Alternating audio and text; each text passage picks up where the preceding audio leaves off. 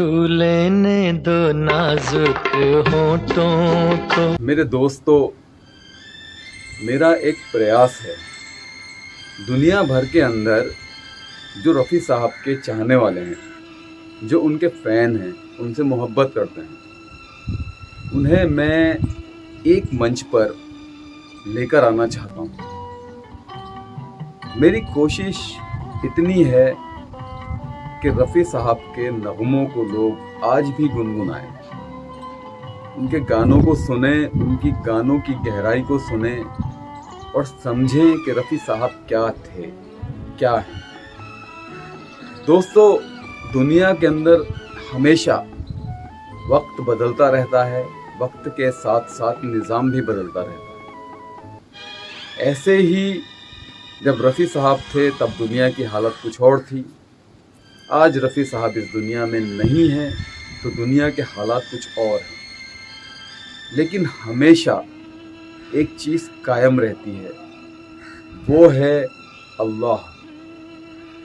अल्लाह ने इस आवाज़ को पैदा किया दुनिया में, मोहम्मद रफ़ी साहब, और इसी आवाज़ को कहा जाता है वॉइस ऑफ गॉड, यानी कि आप कह सकते हो अल्लाह की आवाज़ है, ईश्वर की आवाज़ है, या फिर भगवान की आवाज़ है।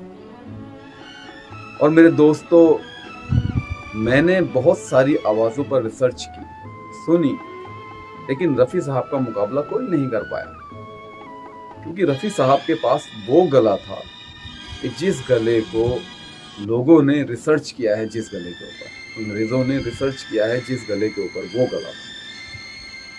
और हर गाने में आवाज़ को चेंज कर लेना, जो भी एक्टिंग कर रहा हो उसके हिसाब से अपनी आवाज़ को ढालना, ये सिर्फ रफ़ी साहब के बस का था और रफ़ी साहब ने बखूबी किया।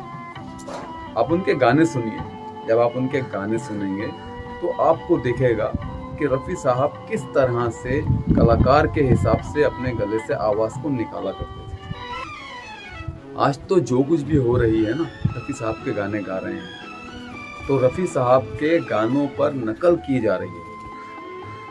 उनके गानों को हम अगर गा रहे हैं तो उनके अंदाज में वो हमसे पहले गा चुके हैं, और वो अंदाज उन्होंने ही पैदा किया, रफ़ी साहब। तो मेरे दोस्तों, रफ़ी साहब का 100वां आज अब इस साल उनका 100 बर्थडे हो जाएगा। 31 जुलाई को मोहम्मद रफ़ी साहब का 100वां बर्थडे है। दुनिया में आए हुए 100 साल हो जाएंगे आप। ऐसे महान कलाकार ने हमारे भारत में ही नहीं बल्कि हमारे भारत के बाहर विदेशों में भी हमारे देश का नाम रोशन किया। लेकिन बावजूद इसके रफ़ी साहब को आज तक भारत रत्न पुरस्कार नहीं दिया गया, जिसको वो डिजर्व करते हैं। रफ़ी साहब ने देशभक्ति गाने भी गाए, और वो एक देशभक्त थे, एक अच्छे इंसान, एक अच्छे मुसलमान, एक अच्छे बेटे, एक अच्छे बाप और एक अच्छे भारतीय नागरिक होने का उन्होंने हमेशा फ़र्ज़ निभाया। ऐसी महान शख्सियत को आप बताइए मुझे, क्या भारत रत्न पुरस्कार मिलना नहीं चाहिए? मिलना चाहिए। भारत रत्न पुरस्कार से रफ़ी साहब का सम्मान नहीं बढ़ेगा, बल्कि उस पुरस्कार का सम्मान बढ़ेगा जो रफ़ी साहब को दिया जाएगा। देखते हैं ऐसा कब होता है। 31 जुलाई आने वाली है। हम रफ़ी साहब का जन्मदिन बहुत ज़ोर शोर से मनाएंगे, जैसा कि हमने पहले मनाया, और इसमें आप सब हमारा साथ देंगे, और इसमें आप सबके साथ की हमें बहुत ज़्यादा ज़रूरत पड़ने वाली है।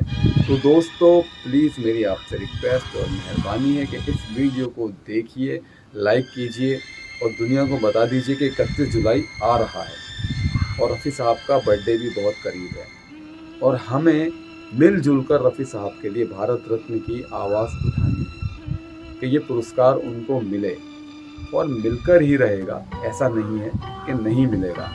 तो दोस्तों, बस इतना ही कहना था। एक कमेंट छोड़ दीजिएगा, वीडियो को लाइक कर दीजिएगा, चैनल को सब्सक्राइब कर लीजिएगा। बहुत बहुत शुक्रिया आपका, और मुझे इजाज़त दीजिए। सलीम अहमद। कुछ और नहीं है, जाम है ये।